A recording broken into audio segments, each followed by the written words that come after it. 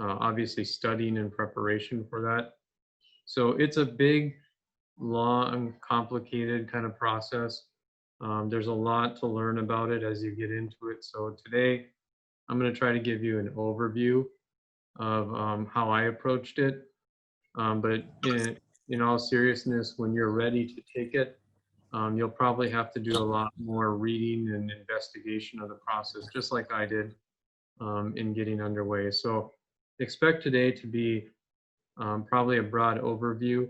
You see on the screen already, I have a number of websites on this PDF, and I'll just be touching on them, but I'll be happy to share this with Ben so others can view it, and you can check out these websites on your own more as needed. So, but I'll go over them, and today I'm going to talk about, as you see there, kind of the purpose of it, some of the requirements, broadly the process and preparation, the exam itself, and then once you complete the exam, what the final steps are.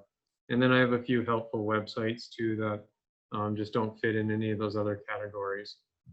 So I have all these open, and I'll just pull them up on the screen and talk them over while we're together today. So the first kind of step here on what is the purpose of the exam and where do you even begin this process? So if you've never looked into this at all, one of the places you're going to want to go to begin the whole process is probably the CLARB website. So this is the home website for CLARB, which stands for the Council of Landscape Architecture Registration Board. Essentially, they are the overseeing agency or group of the national registration test. So no matter what state you're living in, North Dakota, Minnesota, or other, you're always going to start the process here because they essentially write the exam, they administrate the exam, they score the exam, and before you ever apply to be licensed to a specific state, you will first have to pass the national exam. So anytime we talk about CLARB, I would recommend starting at their national website. And I have these open already here, but if you went to the About CLARB here, which is this website, or a link, it would tell you a little bit about what CLARB is in terms of protecting the public's health, safety, and welfare by promoting the professional license standards for landscape architecture.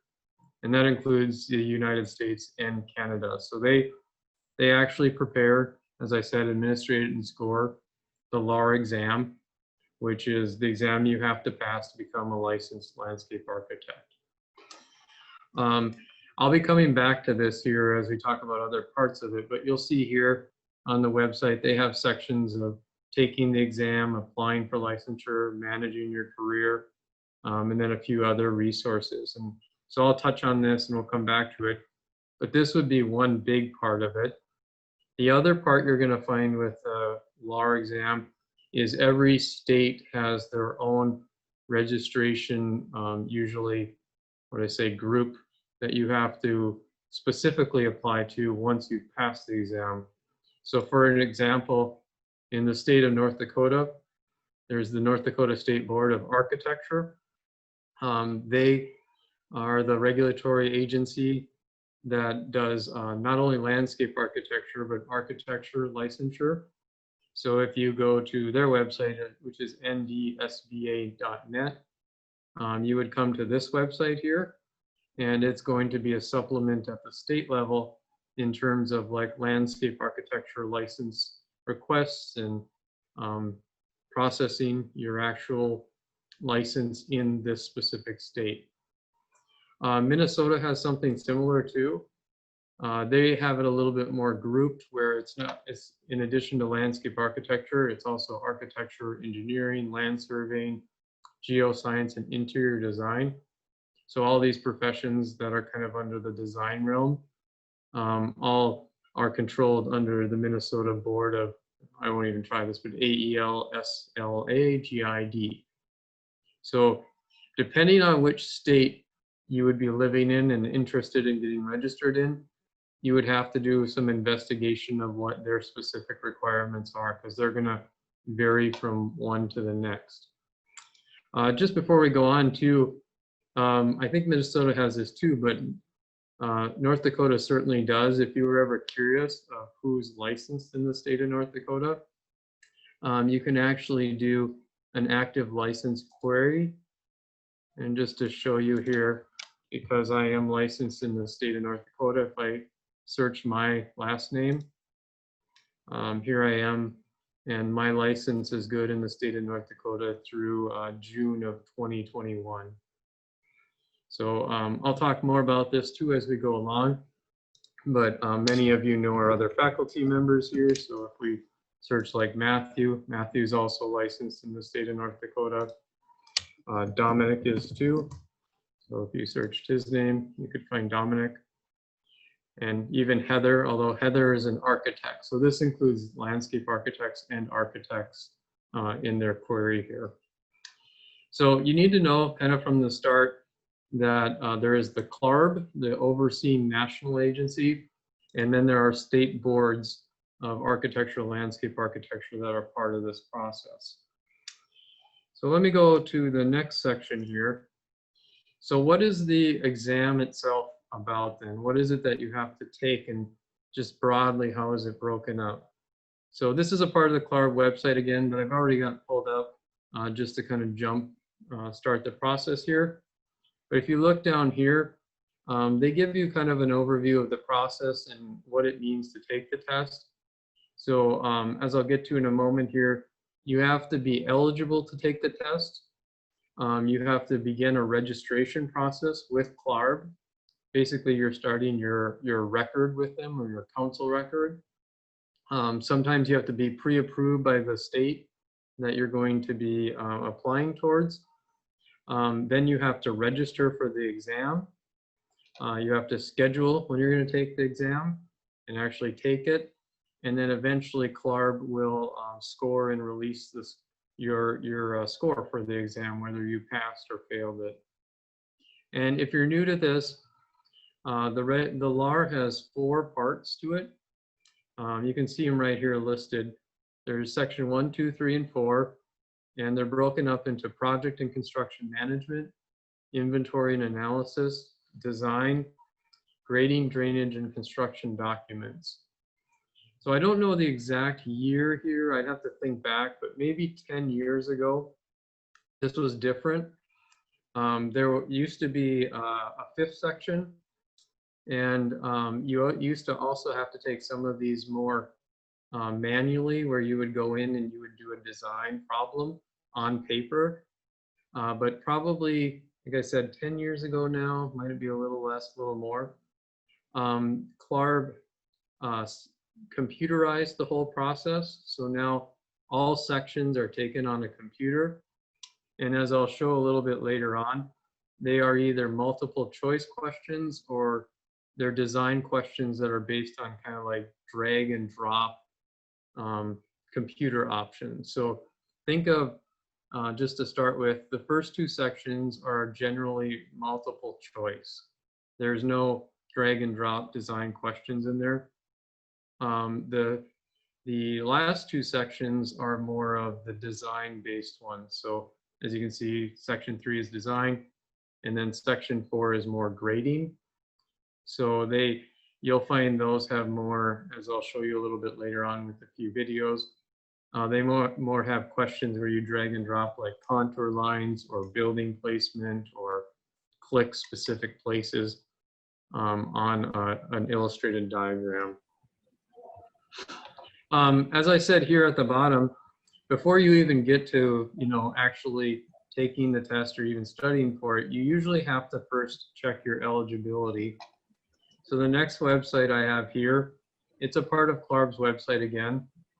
And here they have a map where you can view the exam requirements and board information. So should you not remember, the North Dakota or Minnesota website, or you be interested in a different board, you can click on any state. So I'll just do North Dakota as an example. And that will tell you who the jurisdiction is for that state and give you contact information, website, email information, etc. And so here, this website would actually take you to the North Dakota State Board of Architecture. If I back up here a second, if we went to Minnesota, it would give us the information for Minnesota. So many times before you even start your CLARB record, it's a good idea to go to that state and check what their exam requirements are. So for example, let me back up here. Most states are going to just require to start the exam process that you have an accredited degree in landscape architecture. When you actually want to apply for your license, you'll probably have to have 3 years of work experience under a licensed landscape architect, but they don't necessarily require you to actually have that 3 years. You just have to be graduated from an accredited degree. And obviously going to North Dakota State here, we have an accredited master's degree now, which is a good thing. You can find even more information about this with license requirements. There's another section of view license board information and requirements. So same idea. You can click on a state and it's going to list some of the same material. So North Dakota's, here's the Board of Architecture and contact information. But more importantly down here, they'll have things like the initial licensure requirement. And this will tell you a little bit about like what you have to have in terms of starting the process to be licensed with them. So most everyone has to have a council record. That's what you sign up for and create with CLARB here. When you get to actual education and experience requirements for initial license, this is a good one to know, because if you read here, there's a lot of information. So I'll just try to distill it a little bit here. You do have to have an accredited degree. And then you see here where it says years of experience required with accredited LA bachelor's degree, 3 years. And then a little further down, years of experience required with accredited LA master's degree is also 3 years. So the bottom line, there's some variation depending on, you know, if you have a different degree in a related discipline like architecture, or if you've been working for many, many years in the industry and you might have a degree in something like horticulture. But for most, I would say 90–95% of those that are taking the exam, they're going to be the ones with the accredited degree, either bachelor's or master's. And then you're going to need the experience requirements of 3 years. And if you want to check other states, you can. You could look at Minnesota and their experience and education requirements. Here, they're a little bit different.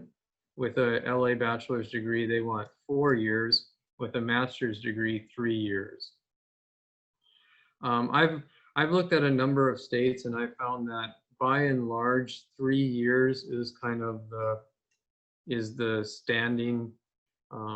standard that most states are requiring, but it could vary a year or so. It might be 2 years, it might be 4 years like this, but it seems like the bar is almost set at 3 years of experience. And as I said, you don't have to have that 3 years of experience to actually start your council record and begin the exam process. You just have to have that 3 years when you're finished with the exam, you've passed it all, and you're applying for your actual license to the state that you want to be registered with. And that's where you would have to meet the registration requirement of whichever state it is that you're interested in. And you can be registered in multiple states. There are design professionals that do that.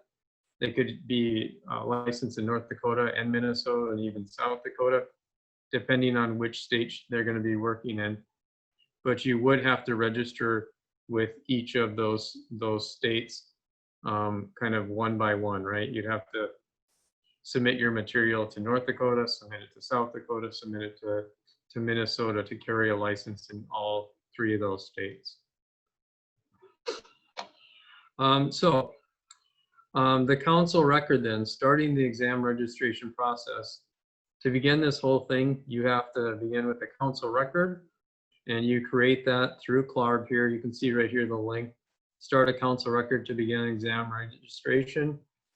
And initially, everything has fees with this too. By the way, I hadn't mentioned that yet. But once you decide you're going to start a council record, there is an application fee of $160 right now. Generally, I'm finding that that goes up a little bit periodically over the years. But that is the fee basically to start your record in terms of verifying who you are, what school you've gone to, how you're contacted. It's like registering yourself as a part of the system. And then you'll see there's an annual renewal fee also of $160. And then since it's on here, there's a transmissional fee for license. So when you're all done with the test, in order to transmit your results and your information to the state you're interested in, there's a $65 initial licensure fee.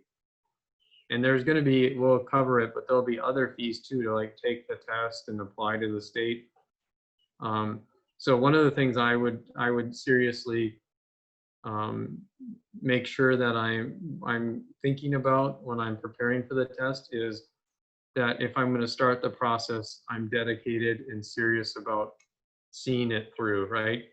It does not pay to start your council record and start paying fees and then decide you're not going to take the test anymore. You should make sure if you're going to start your council record, you've got a plan and you're going to actually pursue all the tests to try to get it through them as efficiently as possible.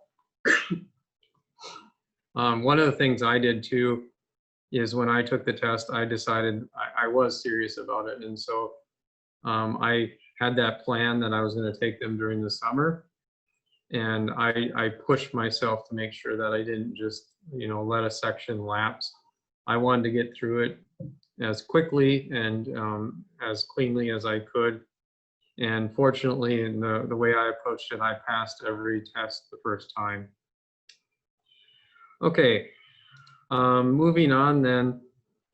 Once you have a council record, there's a couple of good resources in terms of just understanding the LA structure more.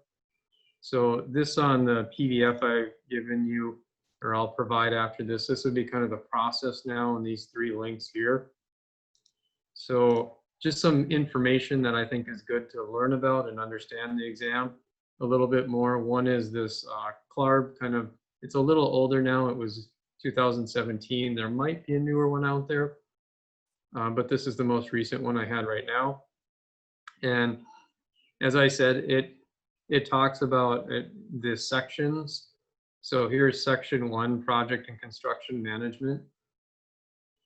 And it gives you kind of an overview of what to expect in the test and what kind of topics and questions they're going to be asking about. So pre-project management, project management, bidding, construction, maintenance.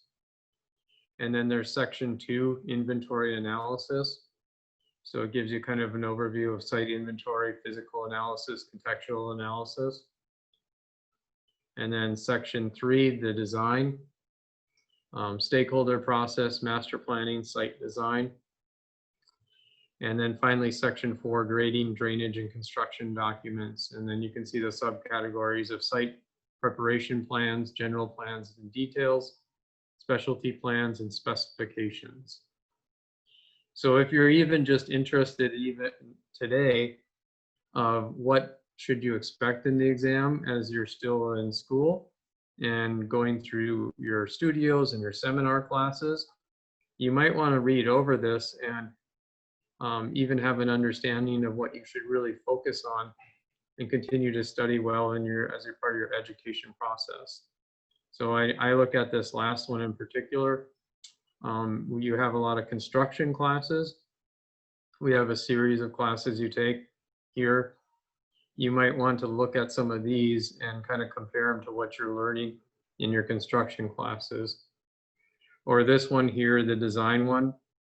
I base my current studio I'm teaching this fall largely on this of site design, master planning, and the processes that are a part of that.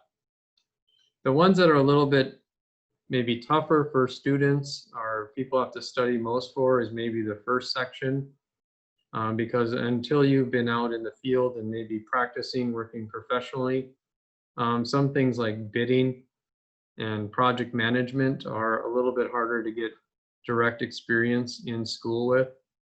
But even this one is achievable, especially if you do a lot of pre-studying ahead of time. If you're curious just how I approach the exam, you can take these in any order you want. You can also take as many sections as you want at a time. So what I did is I took section 2 first, just so I got a good feel for the test. I then took section 1, the other multiple choice one. And then I took section 3, the design one. This one I actually felt most comfortable with, so I ended up taking this one in December during the school year, and I passed that one, fortunately. And then the last one I took was the section 4, the grading, drainage, and construction documentation. And I guess it was my feeling in taking the test that probably the most, I don't know, intimidating isn't the right word, but the most just like, what's this all going to be about is the first one you take. And I think it's no matter which one you take, because you're just going through the process for the first time, sitting for the questions, trying to time out because it's a timed exam, how to pace yourself. And I found the more tests that I took, the more comfortable I was with them, because I got the experience. I started to understand what kind of questions they were asking and why. And so by the time I got to the grading, drainage, and construction one, which is usually one of the lowest pass rates, I actually found it was one of the more comfortable tests for me. And that came a lot from taking 3 tests prior to that. So this is a really good document to just understand the sections a bit.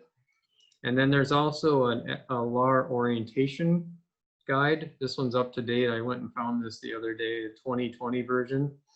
And I think this is about 30 pages or so, 40 pages it looks like.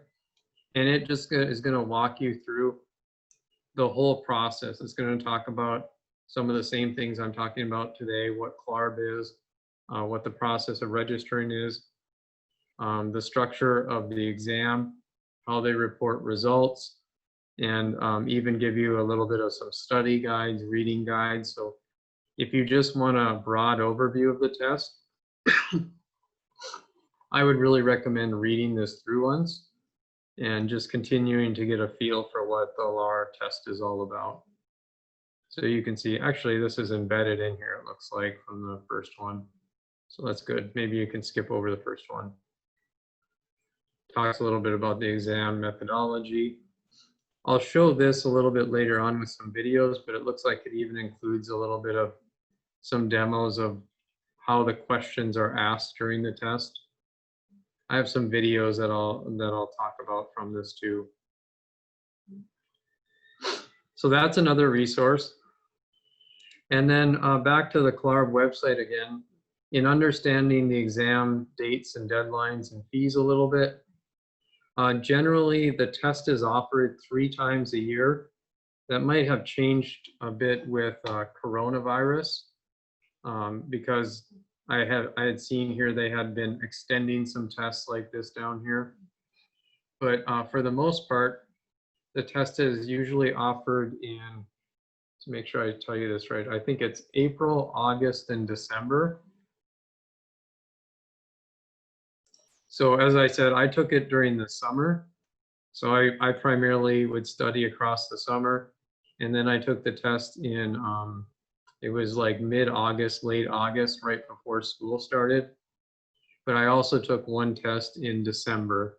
And then of course, like I said, it's in April too. You can register for however many you want. And then you can see each test has a fee with it.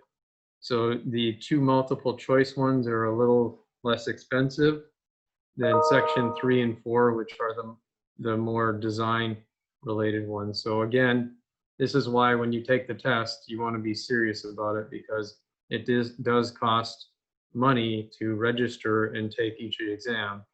And if you end up taking them multiple times, that's going to add to how much the process costs you.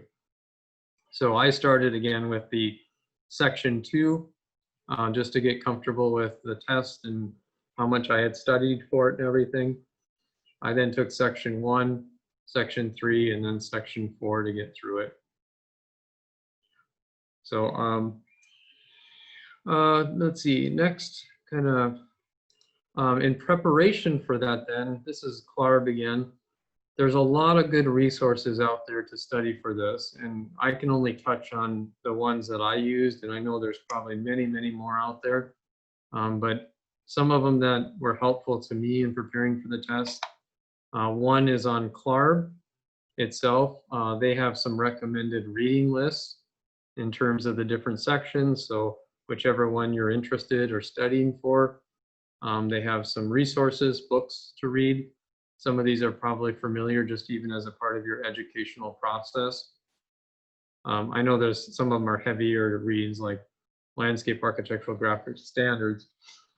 I don't know that I would necessarily say you have to read it cover to cover to take the test, but there's definitely sections of it that you want to review and be familiar with prior to the test. So they have a list here. Looks like it was updated last maybe 3 years ago. There's also other resources out there. This is one that I used extensively. It's called the LARE Secret Study Guide. I think it costs, when I got it, about $40, and you can get it either as a hard copy or a PDF. We also have a copy of this in the library now here at CLI.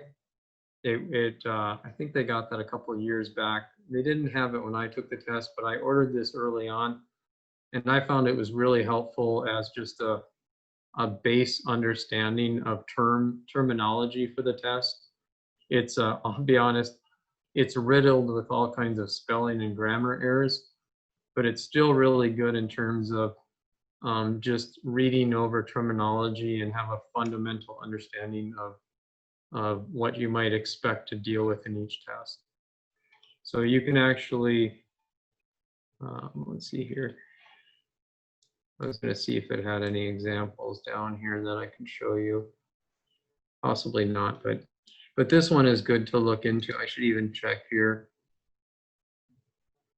Yeah, still $40. It hasn't gone up in the last 6 years. That's a good one to use. When I took the test, I didn't buy a lot of resources. I did a lot of research, but this was one resource I did think was worth investing in. And I'm glad that I did get that one because it was full of useful information. There is also a LARE examination Google group. I use this one frequently. A lot of people that are also taking the LARE test, they kind of have an ongoing dialogue here of questions and trying to help each other out of things that they experienced with the test or recommendation resources.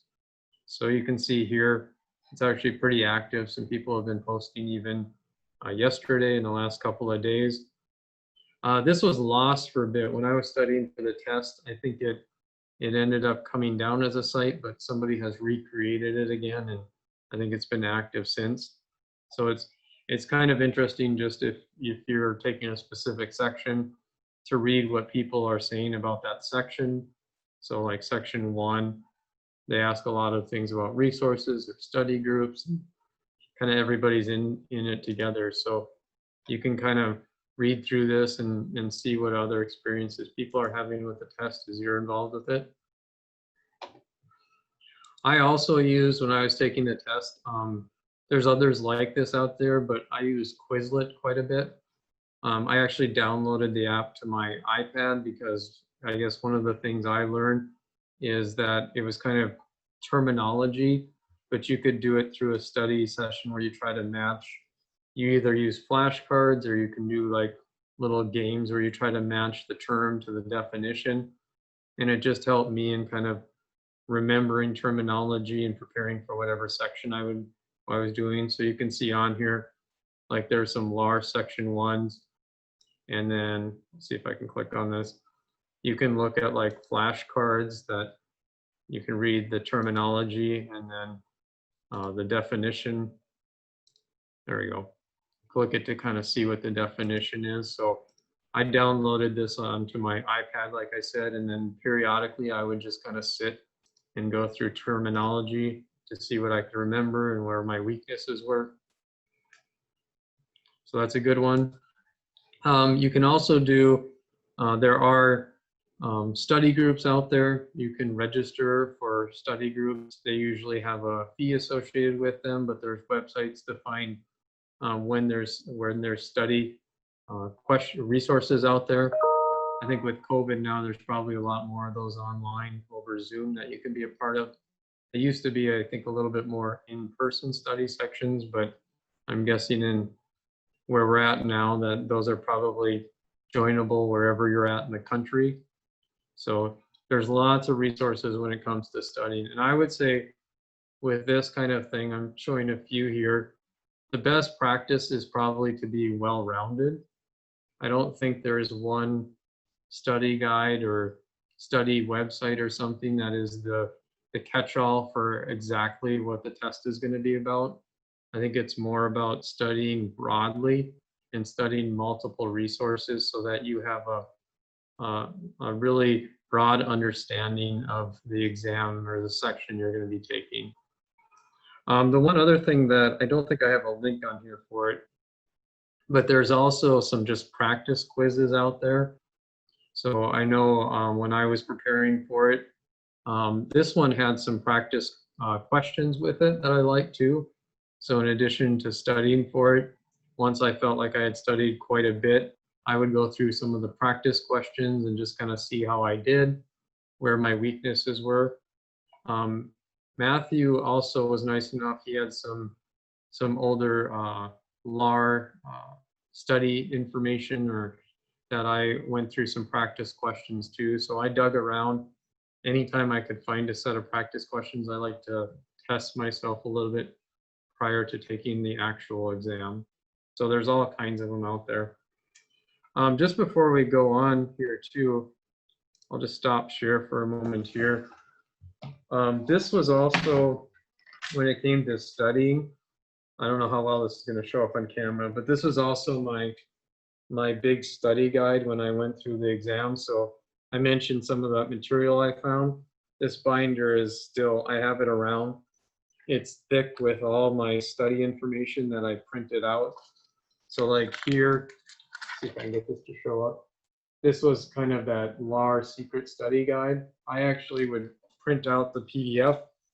I read through it, I highlighted things, I took notes as I went along, and I went over this multiple times when I was studying for the test. I would do this strategy where I would try to first start with doing maybe like 3 pages a day or so very closely, and I would pace myself through that for maybe a month or more, and then I would start studying it kind of faster and faster as the test approached.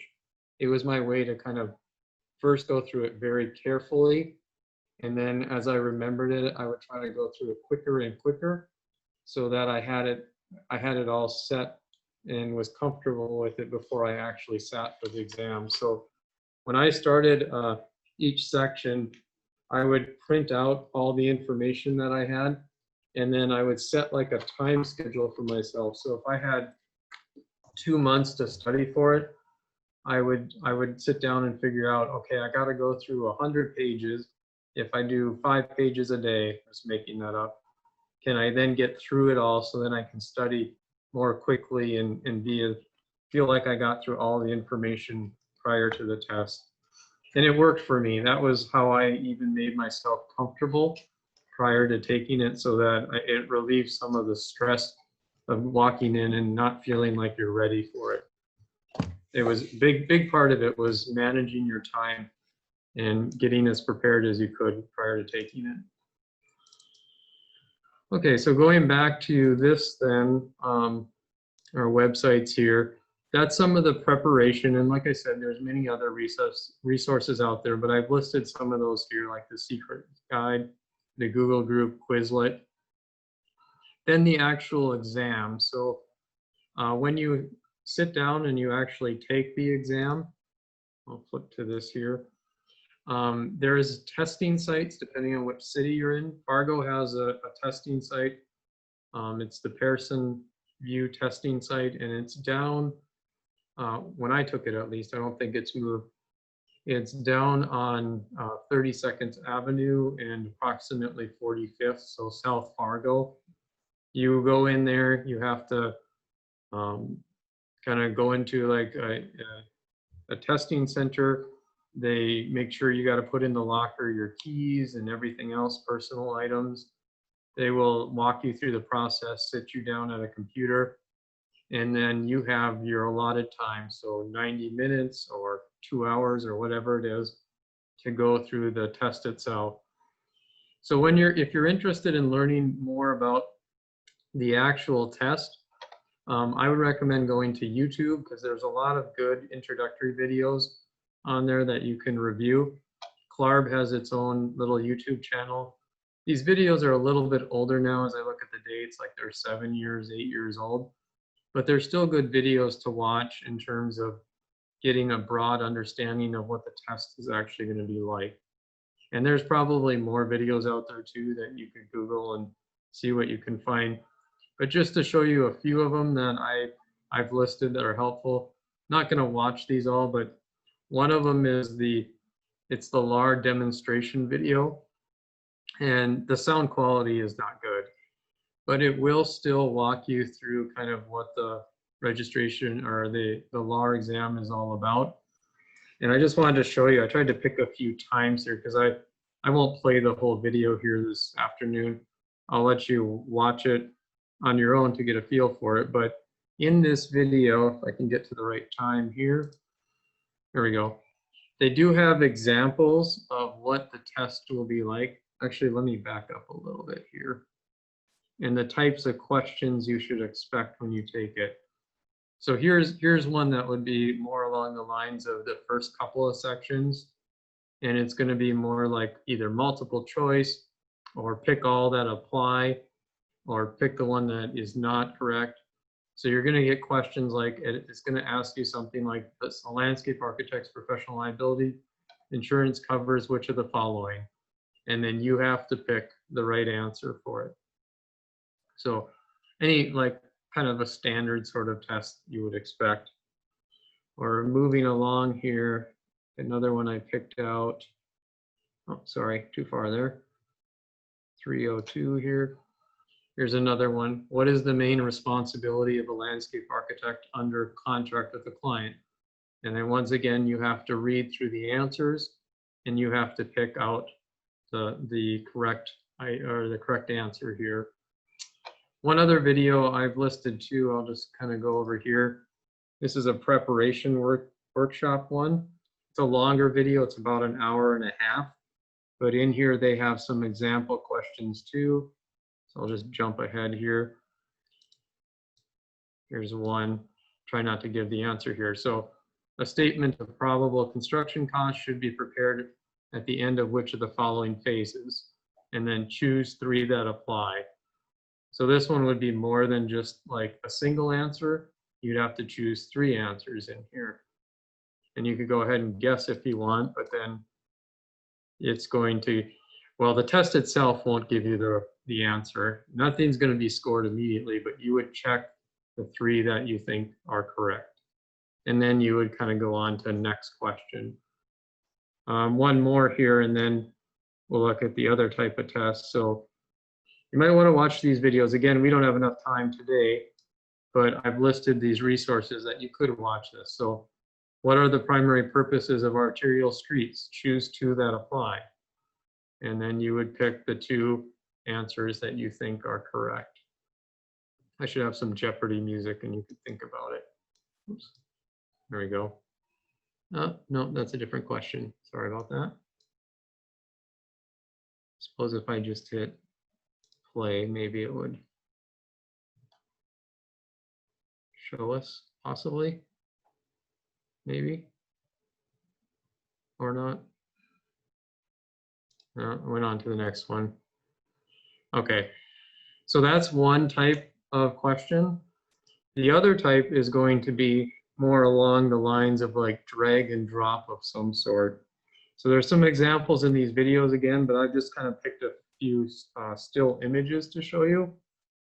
So in this one here, if I speed along to 428 or so, this would be more of a drag and drop question. So you can see at the top, they have a question for you. Analyze the proposed circulation plan for potential safety risks.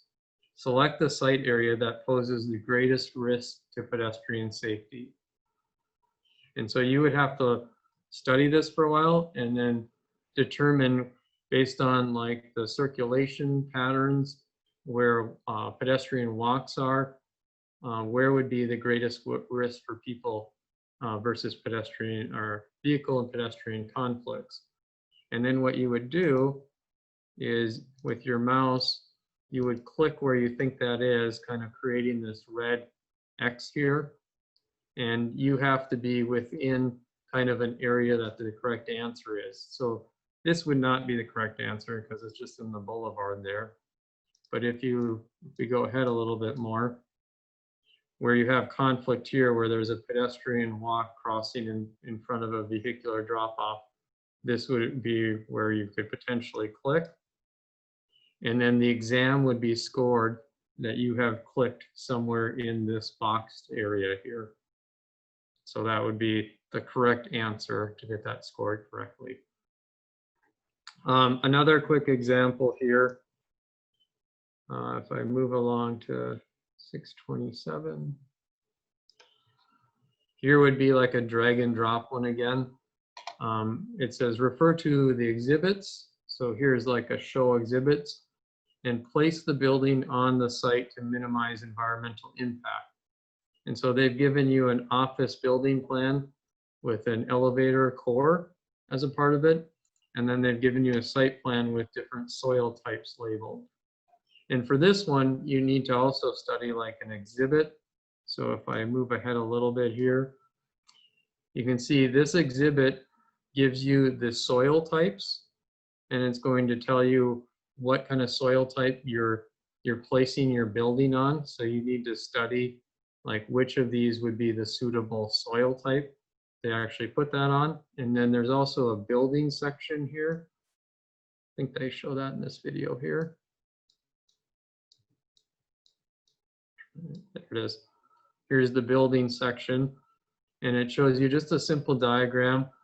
They use units in this. You're not going to find like architectural units necessarily or decimal. You're just going to find kind of the generic units of if the ground is level 0, then we have -12, -17, and +40 for the units. So you'd have to study like how deep does this building have to be in the ground, and how does that relate to the soil information. And then essentially when you've studied those, then you would take this building and you would drag it and drop it in the plan of which soil type it most closely, which one it belongs on. So I should have looked at this ahead of time, but here they put it on soil type 4 and 3. So we could go back even and we could look at soil type 3. Has the bedrock that it looks like the lower 12 units would sit on top of the bedrock.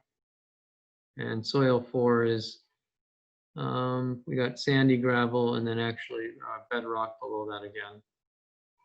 So this is typical of more of like a design related project or a problem you'd have to solve. The same is kind of available in this other video here. So they've got some examples again of different types that you would find in terms of design, study, and selection. So here a warehouse project is planned on a site adjacent to an existing natural center. Which plan minimizes impacts to the nature center and environmental features? And then you would have to look at these two plans, study the layout of them, and you would pick which one you think minimizes the impacts to the nature center and environmental. Some of them are a little bit more graphical like this. Like this one you would need to drag each of these terms and then put them in the correct labels over here. Or there are ones construction related again, like this one, identify the most appropriate area on the detention pond to have riprap installed to prevent scour. Select the area on the plan. So you'd have to study the diagram, and then like that pedestrian circulation, click on the area where you think the riprap would be most applicable. So obviously, to be able to even do this, you have to study a bit beforehand about detention ponds and how they are constructed. The test itself, I should have said this earlier, it's not designed to trick you or confuse you or to try to create complex questions that it wants to see if it can fail you somehow.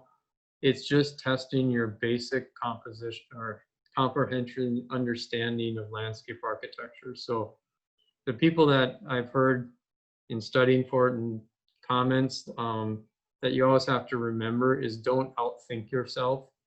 Try to study and just be confident in what you know and give them the answers that they're seeking. And it's not meant to be complicated, like I said, to trick you. They just want to make sure that you have the fundamental understanding of the professions that you need. Okay, so those couple of videos can be helpful as introduction to what you expect on the test in terms of questions. Here's another one too. I guess I've got a little drag and drop thing up here in terms of this.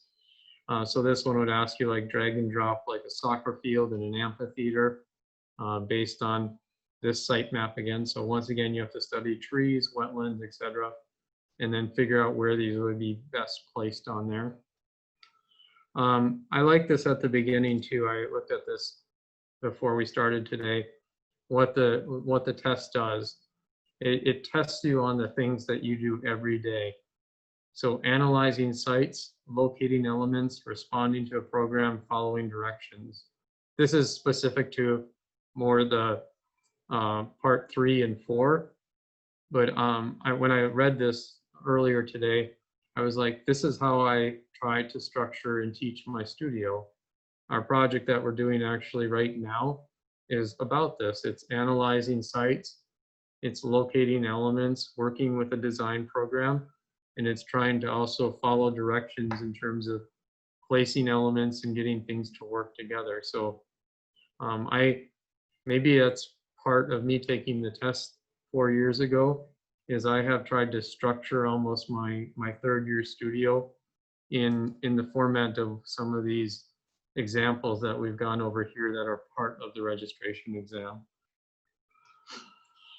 So moving on from that then, so once you take the test, then the completion step of it here. So you would take all 4 sections, and then it takes a while, but Clark will eventually score the test. You can log in and look at, did I pass the test? Did I not pass the test? And then you can make determinations of what your next steps are from there. So on this site, they often will put up like the pass rate of everyone that took the test. So you can see the 4 sections here, 1, 2, 3, and 4.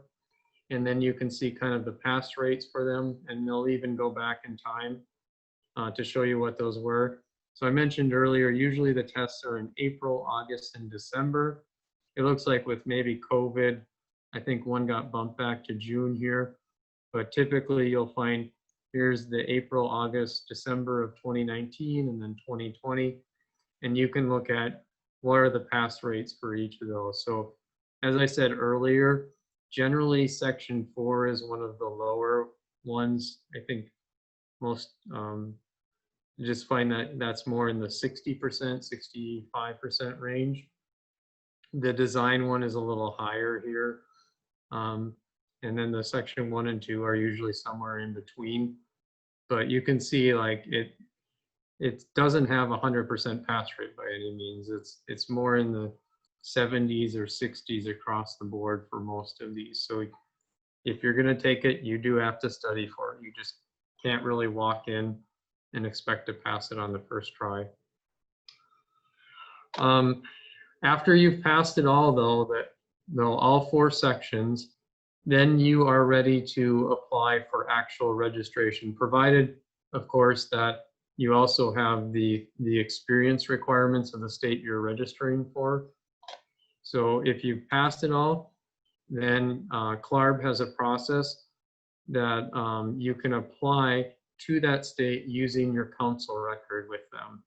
So when I did the test, once it said, you know, congratulations, you've passed the last exam, then I could start the paperwork process to the state of North Dakota so that I could finish out the registration process. So I had to tell CLARB to transmit my record to North Dakota.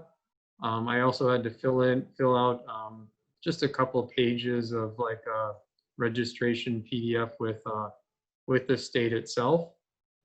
And then I don't know what it was, maybe a month later or so, then the state of North Dakota approved my license and sent me like a certificate and my registration number. And then I was listed on the North Dakota State Board of Architecture as a licensed landscape architect. And then periodically, all states you have to renew your registration with that state. So North Dakota has, I believe it's 2 years. You have to update or re-register every 2 years to keep your license valid. I think Minnesota is similar too. So just kind of, you have to stay on top of that, but then you are officially registered within that state to practice as a landscape architect. Here would be Minnesota too. So once you're done with the test, you would have to go through their process and actually get licensed by having your CLARB record transmitted to them. And then generally you also have to fill out just a registration informational PDF with them too. Lastly then, just a few other helpful websites that I found along the way that like I said, don't necessarily fall into one of these categories, but they're just broad things because I did a lot of research. So there are some study guides and materials and some advice out there. So I just kind of listed those in the helpful website at the end here. And some of them were like, they were experienced ones of others that had taken the test, and just whether they had study guides that you could order. Some of them, this was a Google Drive one where you could find more information for each of the sections, albeit this one was in the old format. So I mentioned earlier, this was the 5-section format, but this is still applicable to the current test. So section A is still like 1, B is 2, and then they've kind of combined like D and E, I believe, together. So on here, sometimes you can go in and you can find things like practice questions again, more reading and study information. See if this comes up for me here. Maybe, maybe not.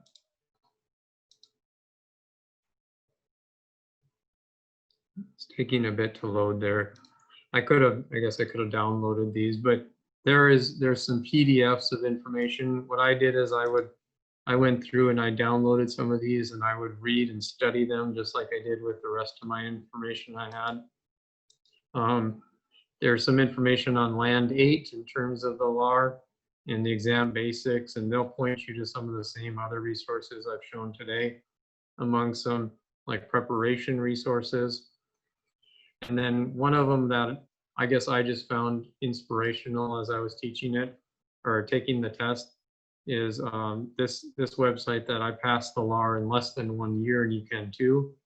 Granted, I didn't do it in a year, I spaced it out, but it just was like an experiential of kind of blog of how this individual took the test and how they studied and what sections they took, and even some hindsight of like what they would have done differently. So there's so many resources out there, and even just thinking about the test to read over and get a better understanding of what you're going to be taking. Lastly, maybe before wrapping up and seeing if there's any questions, a lot of times students might have questions in terms of like, when should you actually take it during your career, right? Should you take it immediately after you're done with school? Should you wait a few years? Should you wait 10 years, 3 years? I think that's going to be dependent individual to individual, right? I've told some people that have asked me that question, well, if you're have things in your life, like if you're out of school and you're still kind of transitioning, you have a job, but you don't have a lot of other obligations at that time, like maybe you're still single, you don't have to worry about, like mortgage and stuff like that. Maybe taking it right out of school while you have the time to study for it is a good idea. Others, I could say, maybe it's better to work for a year or two and get some experience so that perhaps you're not a person that studies just reading books and you're more an experiential learner. Maybe it's better to work for a few years and then study still with it, but get that experience part behind you so that you can apply that to the test. My own experience was probably different than even those two because I worked in Colorado, which didn't have a licensure requirement for many years. And so I didn't get that experience requirement for a while, so I delayed taking the test. But I found that benefited me because I had years of teaching and years of working in an office that it was more like reviewing things and learning things for the first time. So I think everyone's situation is different. But one thing you do want to do is you want to be aware of it, what the test is about, the process behind it. And I think you want to work towards that at some point in your career. So I hope this was helpful. Just kind of going over some of the things that I learned and experienced along the way. Everything I've covered today, I've outlined with these websites kind of organized. So if you'd like to go back and look at anything, read anything, or watch any of these videos, you can just follow the link to get to the same websites. And again, I'd be happy to answer any questions you have about it now or even later on after watching or reviewing this video. So thanks everybody. With that, I'll turn it back over to Ben.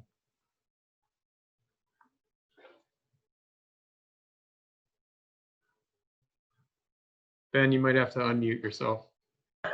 Thanks.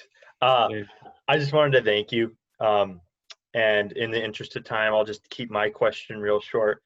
How long did it take for you to get your scores back? Did you get your score back on a section-to-section basis, or did it all come when you finished it altogether? No, it was section by section. So I think, I'd have to look it up again. I think they tell you about 8 weeks it takes or so. So a couple of months, I think it was. So maybe it's gotten faster, but they would email you and they would release all the results, but it would take a while. It wouldn't be until, if I took it in August, I wouldn't get the results probably till mid-October, I think, at the earliest. Gotcha. And that was generally then before the next offering of it, right? So if you failed a section, then you could register for the next one in December if you had to, or wanted to, I should say. But somewhere between the two, if it's August and December, I think around October they would release the results of the previous exam. Okay, that was the question I had. Yeah. So you get the results after you take it a couple months, so then you can know, all right, I passed section 1, now I can move on to section 2 or whatever one you want to take after that. Anyone else have any questions? Yeah, I had one quick question regarding when you said to, like, when somebody should take it, you said it varies from person to person. But also, I guess I might have misheard you or misunderstood about, like, you have to work for 3 years before you can take it, or is it? No, you can take it as upon graduation at any time, Sam. The experience working part of it is after you've passed it to apply to the state you want to be licensed in. So you could, let's say you just hypothetically, you graduated from school, you could take the tests immediately if you wanted to, as long as you have an accredited degree and you have the council record and are approved to start it. But then if you passed it all in like a year, okay, you would be passed to the test, and then you would have to just wait until you have 3 years of experience to actually apply to the state you want to be licensed in. So it's like you would have the test done, and then you would have to just wait for that final step to actually get licensed in Minnesota or North Dakota or wherever you want. Does that make Okay. sense? Yeah, it does. Thank you. Yeah. So some students find, I don't hear a lot of students say, I'm going to take it, you know, like on May 20th, right after I graduate, but they might say, I'm going to take it a year after I graduate and start the process. So I'll be maybe finished by it around the time that I have the experience requirement done as well. I see Patrick in the chat said, does it matter where you work after school for what state you want to be licensed in? The answer to that would be no. As long as you're working under a licensed landscape architect, you could still apply to whichever state you want to be in. So, for example, some of my experience came from Colorado, about a year of it, where I worked under a licensed landscape architect. But then I applied to the state of North Dakota because that's where I was living and working by the time I finished the tests.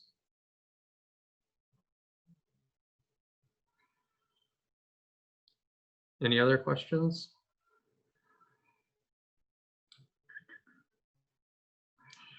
One thing I didn't mention, I probably should have too in the video, not many, and I'd have to look up exactly which ones, but a few states have an additional test specific to their state. So I believe Florida was one of them, where in addition to the CLARB national test, you have to take a small state test on like plant identification, I think. I believe that was the case for Florida. So that's why you have to look into the state that you're interested in too, because not many, I don't think, but a few of them could have like a supplemental test that you would have to pass to be registered in that state. Well, if there aren't any more questions, in the interest of time, so you're not rushing to your next class, Jay, I put in the chat Jay's email just in case any of us don't have it on hand right away. And we'll be, this is recorded. I'm going to post it to our YouTube channel. And then Jay, if you could share that PDF with me, it's class today, I'll send that out with that link. And yeah, I think this will be really helpful for a lot of years to come. So. Okay. Thanks, Ben. Thanks, everybody. Yep. Thank you so much.